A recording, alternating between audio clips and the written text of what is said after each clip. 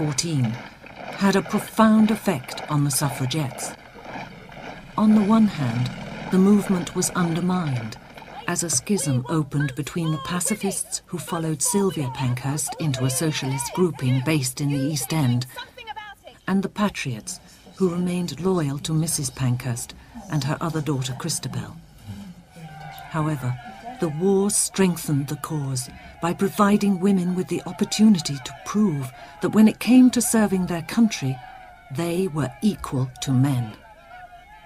In France, they were found not just nursing, but driving field ambulances. At home, they stoked factory furnaces, worked in boatyards, operated steamrollers, and most famously, made munitions to supply the army.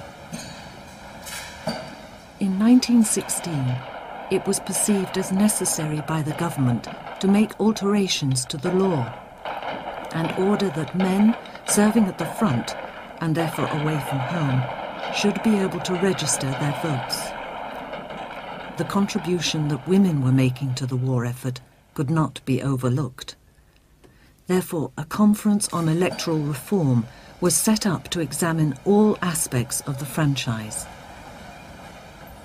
In January 1917, this conference recommended that unmarried women on the local government register and the wives of men on the register should be allowed to vote, once they had reached the age of 30.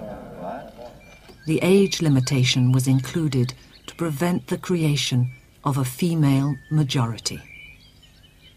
Mr. Asquith stated in the House that some years ago, I ventured to use the expression, let the women work out their own salvation. They have worked it out during the war. How could we have carried on the war without them? Short of actually bearing arms in the field, there is hardly a service which has contributed or is contributing to the maintenance of our cause in which women have not been at least as active and as efficient as men.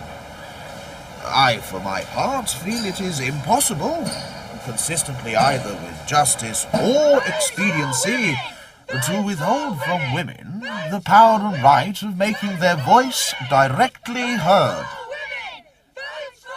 At a stroke, after a 50-year struggle, over 8 million women were enfranchised.